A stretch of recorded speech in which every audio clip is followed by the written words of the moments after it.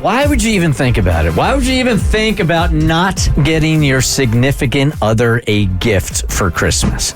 I think my dude is about to make a massive mistake. Oh, yeah. And he's doubling down on it, and I don't know how to help him, and his family is on the line. This is a big deal. All right.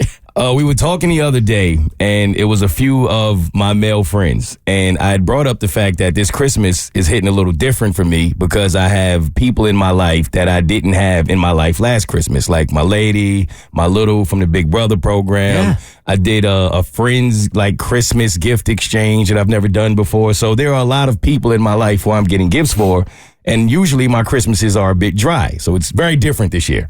So I asked the question around the male group chat of how much approximately, if y'all don't mind sharing, have y'all spent on Christmas to see if my number was like right in average with my guy group or if it was off.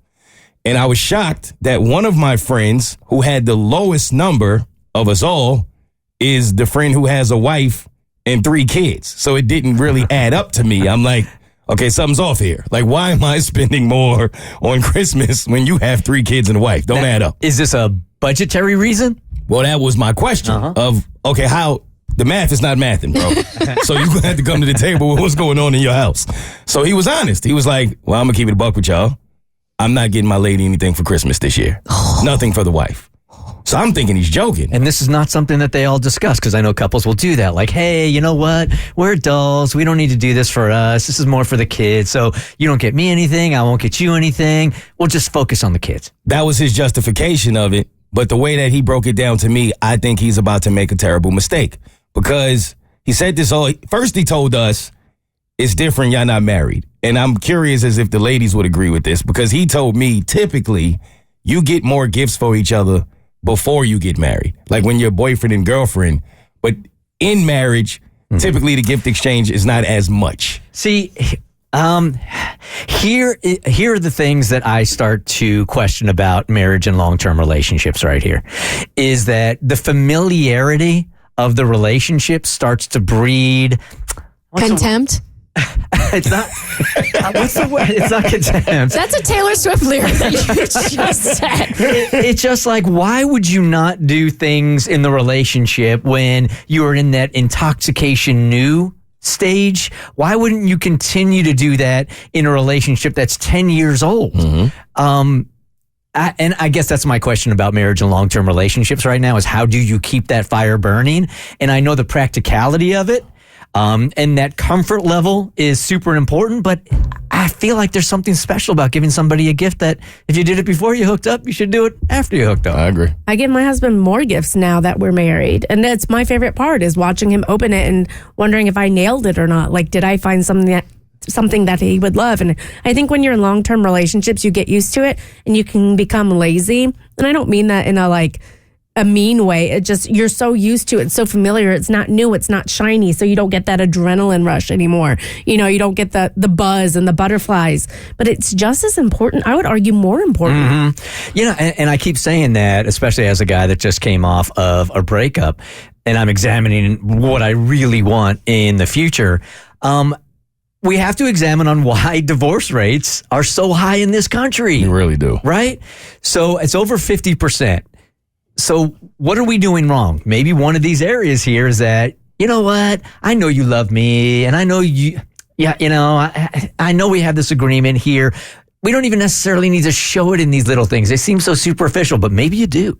And with you bringing up the divorce rate, I know a lot of the time, a big part of it is financial, right? And that's where the base of his decision is coming from.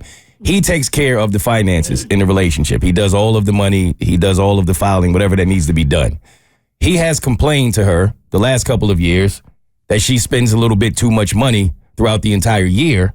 And then when Christmas comes, a lot of money is spent on the children. A lot of money is spent on her.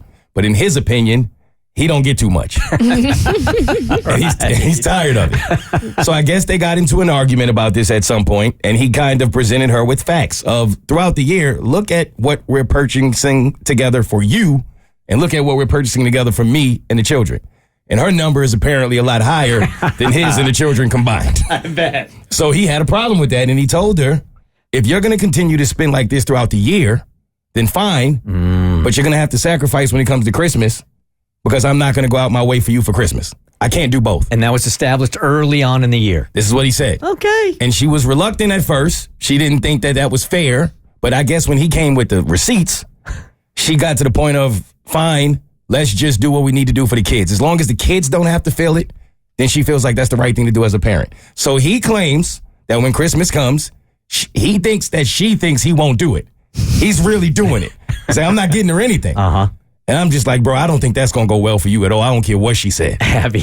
I think he should still do something just so it's more of like a nod of like, hey, I know we agreed that I wouldn't buy anything, but I'm still thinking of you. And it doesn't have to be expensive. I think a very sweet card and maybe some flowers would go a long way. She going to feel the fact that she didn't get a gift for the first. She's really going to be feeling it. And I honestly think it'll teach her. I hate to talk about a grown woman like this, but like teach her a lesson that if you really are going to disrespect your joint finances, that there should be consequences for that. If you're going to spend $10,000 on yourself throughout the course of the year, like you don't just get to have, a big gift after spending so much money on yourself. That is your Christmas is all year round for you. Christmas is every day. The Bert Show.